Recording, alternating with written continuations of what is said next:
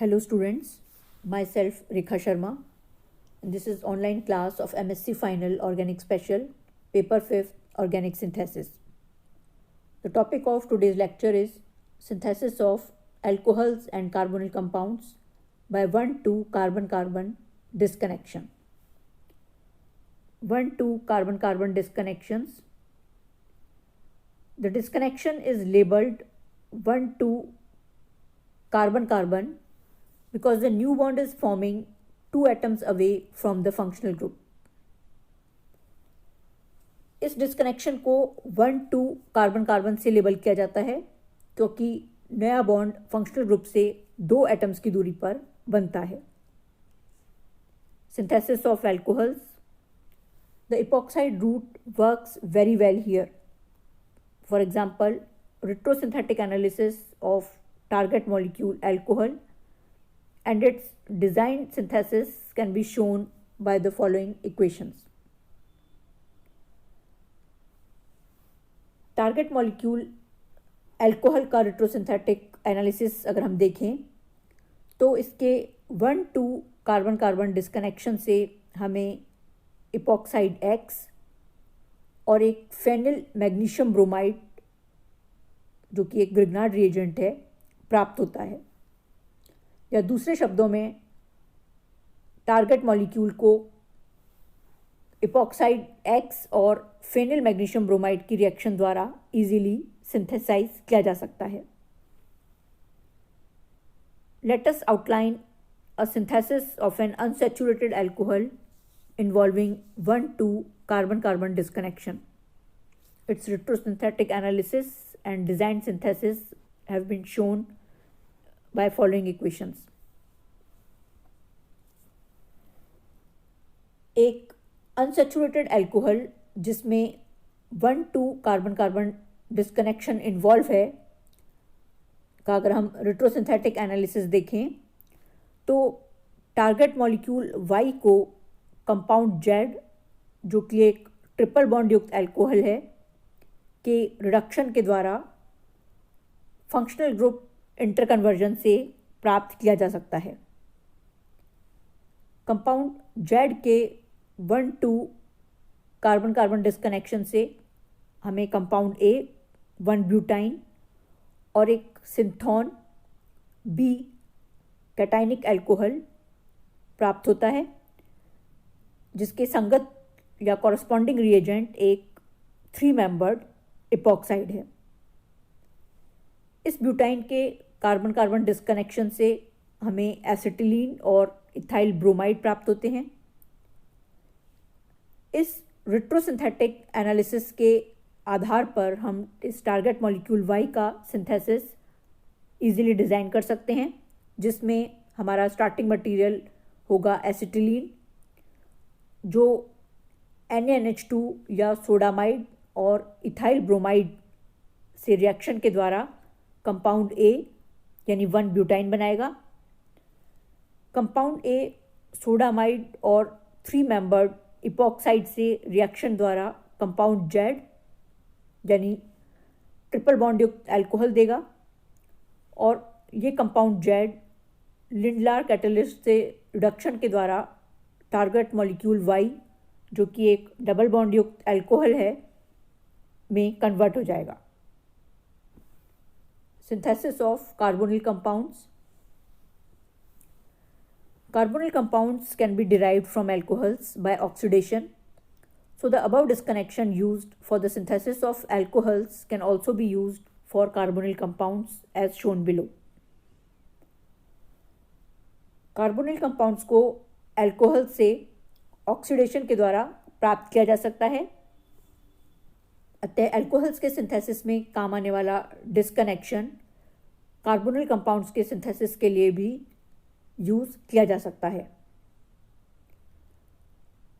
यदि हम target molecule C जो कि एक कार्बोनिल कंपाउंड है का रेट्रोसिंथेटिक एनालिसिस देखें तो इसे कंपाउंड D जो कि एक अल्कोहल है के ऑक्सीडेशन के द्वारा प्राप्त किया जा सकता है.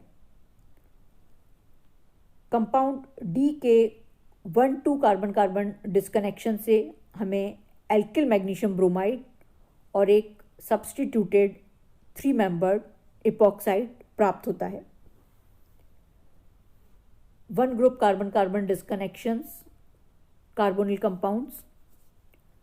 The synthesis of carbonyl compounds given on preceding pages was based on oxidation of alcohols. Here we give a number of direct approaches to carbonyl compounds by 1 group carbon-carbon disconnections. 1,1 disconnection of ketones gives the synthon 4, for which we have previously used an ester and a Grignard reagent. However, this approach is not suitable because the ketone is formed in the presence of the Grignard reagent and is more reactive than the ester, and thus alcohols are formed.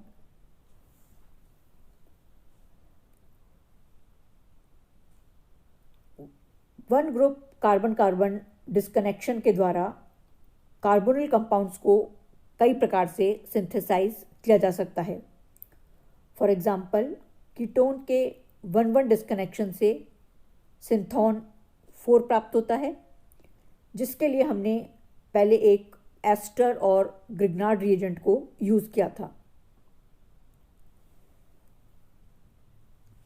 किंतु इस case में ये approach suitable नहीं है क्योंकि ketones Grignard reagent की presence में बनाए जाते हैं और ये एस्टर से अधिक रिएक्टिव होते हैं, जिस कारण हमें एल्कोहल्स प्राप्त होते हैं।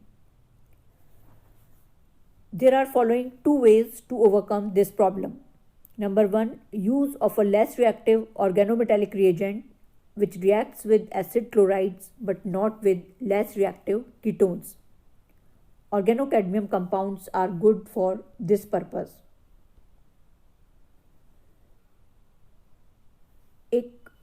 इस प्रॉब्लम के 2 पॉसिबल सॉल्यूशंस हैं।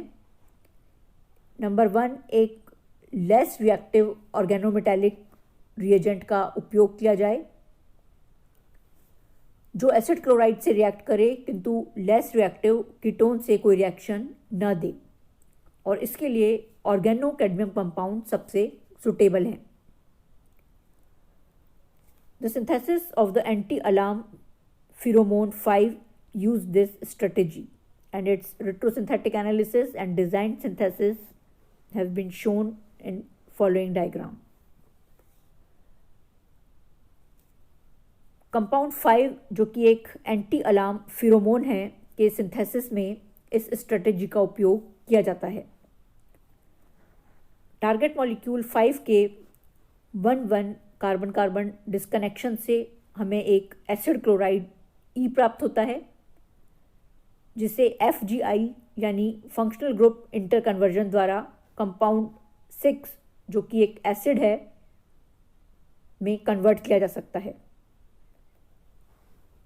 इस बेसिस पर टारगेट मॉलिक्यूल 5 का सिंथेसिस हम डिज़ाइन कर सकते हैं, जिसमें स्टार्टिंग मटेरियल एसिड या कंपाउंड 6 की थायोनिल क्लोराइड और डाई इथाइल कैडमियम से रिएक्शन के द्वारा हमें हमारा टारगेट मॉलिक्यूल 5 प्राप्त होता है। Second, use of a reagent 4 which does not form the ketone in presence of the Grignard reagent. Nitriles are ideal as the ketone is formed only when the imine 7 is hydrolyzed during acidic workup. The reaction between a carboxylate salt 8 and an alkyl lithium achieves the same result.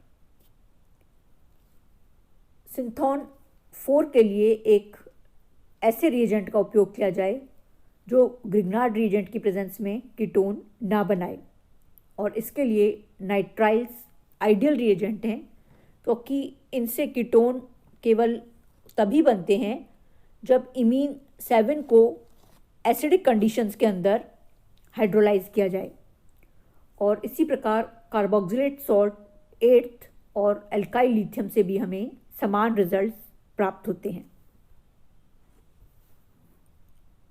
Thank you.